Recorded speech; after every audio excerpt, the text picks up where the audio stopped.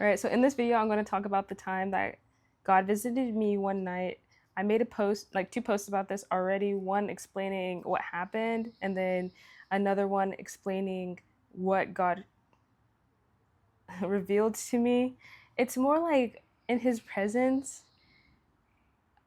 you instantly feel what is true. So he doesn't even need to tell you. Like you're like, oh, like this is a fact and this is a fact. Like for example, when he showed up, I've instantly felt that he had been there all my life. I had a flashback. I had quick flashbacks of my childhood, all the way to a certain point that was pretty early when, I remember that I started connecting to started connecting with the Lord as a kid, and like certain moments, like those flashbacks reeled through my mind. Um, that he had always been there. And so, and that, like, that's just one small part of what I mean, like when he said, like when you're in his presence, like there's just truth that like he's revealing to you. Now I'm sure he could hold back information and choose to show information, but that's what he decided to reveal to me when he visited me. But I don't know if I talked about this already, but it was Sunday, volunteering, church, great. Decided to go to rodeo. I think I did. I don't remember. Okay. And then we're back from the rodeo that night, and I had totally been in a state emotionally, spiritually, that was just so broken.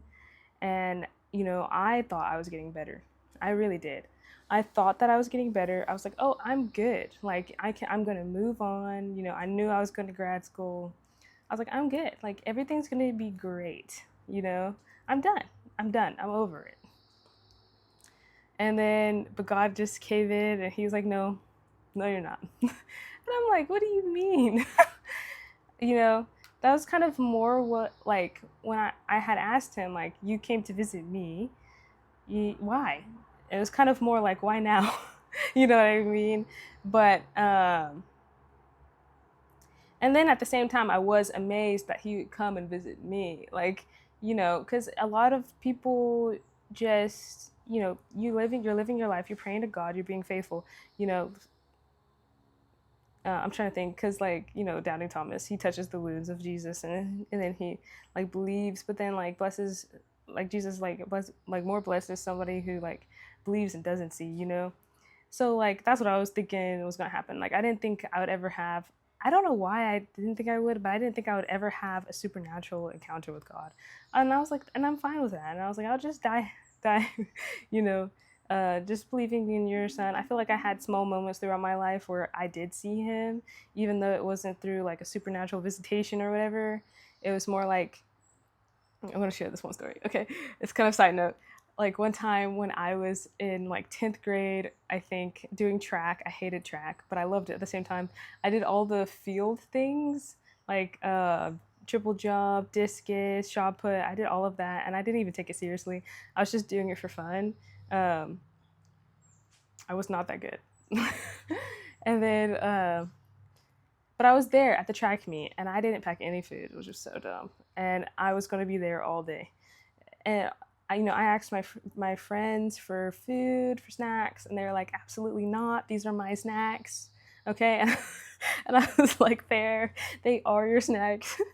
I guess I'll just go pout somewhere and starve. And so I go over somewhere else to um, basically pout, and I make sure I'm as far from other people as possible because I don't want them to see me upset. So I'm pouting in the middle of nowhere, really, off to the side of the field, the stadium. It was a giant stadium. I don't know. Anyway, probably shouldn't have done that, but I did. And then finally, I give up and I look up to God and I'm like in the sky or whatever. And I'm like, I'm so hungry. And then I looked down at my feet and there were $20. There was $20 on right between my toes. And you know, I knew in that moment that was God providing for me. It was so funny. Okay, all my family is looking at me from the windows.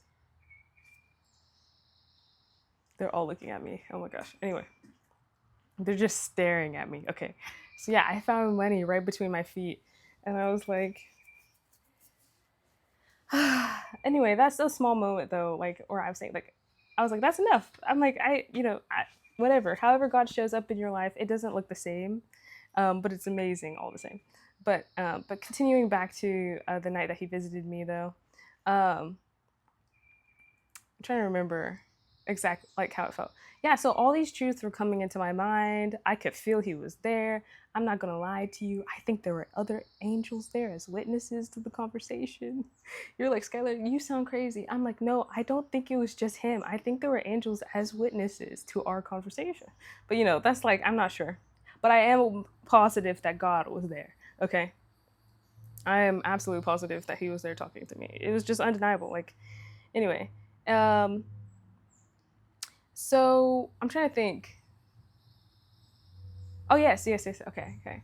So yeah, broken place in my spiritual life. I'm thinking I can move on, like it don't matter. But he's like, no, I'm gonna address this. We're gonna talk about this. Like I got plans, and I'm like, oh, okay. And then he looks at me, and he's kind of like, show me what's going on. And I give him. I feel like all like everything just spilled out of me. Like I was like, blah, like look at me, like I'm just dealing with all of this. And he was like looking at it, and he's like, I know. And then like when I say he didn't take it away, yeah, he didn't take it away. He just was looking at where I was. Like it's not like he was like, okay, I'm just gonna heal you from all your pain, which I 100% know he wanted to heal me, but I had to want healing too, you know. And he had his own plan for me to learn what he wanted me to learn with him. It's been a year since then, so I look back and I'm like, yeah, absolutely, without a doubt. At that time though, it's more like, huh, what is going on? And then I'm trying to remember. So yeah, I really encourage you guys to look at The Night God Visited Me, part 1 and part 2, because there's just so much more information that I put on there. I don't want this to be like super duper long, so I'm gonna try to keep continuing. Okay, so okay, the only thing I can remember right now is that he asked me to pray for people. Like, no, he waited for me. Sorry, he waited for me to pray. Okay, this was what was cool to me.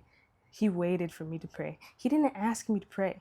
He was just waiting there. He was waiting there, and he was like, and I could feel that he wanted me to pray, but he wasn't gonna ask me to. He just was waiting for me to start doing that, and then I did.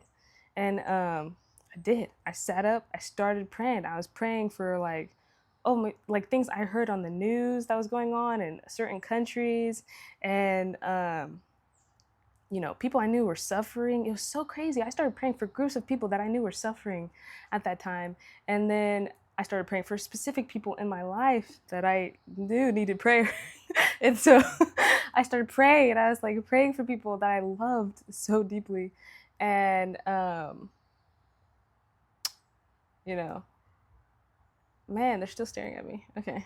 Stop staring at me. Stop staring at me. Oh my gosh, she's still gonna do it anyway. Okay. But yeah, so then I started praying, and then at the end, oh my gosh, guys, I forgot the most crucial part. He asked me how I was doing. He asked me how I was doing. He was like, "How are you doing?" And I was like, "This is awful." And he was like, "Yeah, I know. Yeah, I know." He didn't really. I can't do it justice, guys. His energy is so you'd be surprised how much you already know it. You'd be surprised how much if you're a Christ follower, you would be surprised how much you already know God. Because when I was in His presence, I knew I had always known Him. I had always known Him. So when you're in His presence, like when we pass away, we move on to the next life. It's gonna feel like you're like, yeah, He's my dad. Like, duh. Earth was just a simulation, bro. This is a daydream compared to like being with God. But yeah, I see the time. Yeah, it's just like it's like you don't realize how much you already know him. You don't realize how much your spirit, like you are familiar with him and his spirit. Um, we get used to it too. Like, like we get used to it, and we think like, oh, because we're dealing with stuff in life that like he's absent, and it's like no, he's still there. It's just that we're on Earth. Okay, that's literally it. It's not you. It's not God. It's Earth and Satan trying to, you know, get in the way of everything. Just because you don't feel good, don't mean he's not there. You're just stuck in a human body, and so on. But so yeah, he asked me, I answered, I prayed, and then he allowed me time to ask any question I want, any question, and all the only questions I could think of was, "Wow, so you're God." Mind you, I had already known him, but I was like, "You're the King of Kings talking to me," and I was like, so like, I was like, "You're so amazing." That's all it was. It was like, "Wow, you're so amazing," or like, "Wow, like you're here." And I don't really remember anything else that I said, but he gave me time to literally ask anything, and I couldn't think of it. I couldn't think of it. Like I could ask like I mentioned this before. I was like, you can ask about world suffering or why did I go through this or whatever, and it was like it didn't matter, bro. It didn't matter. Um, Not to me. Like you forget when you're with him, you see how much our time on Earth is not the really like the end goal, like the end. Um, it really is like your father sending you to boot camp and then you come back home. You know, if you accept him as your Lord and Savior, please do. Oh my goodness. But yeah, um, that was my experience with God. And then he left. He let me go. He let me go to sleep for that night, and he left. And it was amazing. He left when I was done, asking everything that I wanted to ask, and um, if you haven't given your life to Jesus Christ, please do. It's a free gift. He died on the cross, um, so that whoever believes in him shall not perish but have eternal life. He's true to his word. He does not lie. He cannot lie. He is good, and he has a plan for your life, a plan to prosper you and not to destroy you. But the enemy does have a plan to destroy you, and we don't deserve um, God's goodness, but he was willing to sacrifice his own son so that we could be connected with him forever in heaven as his children. He calls us to be able to rule with him.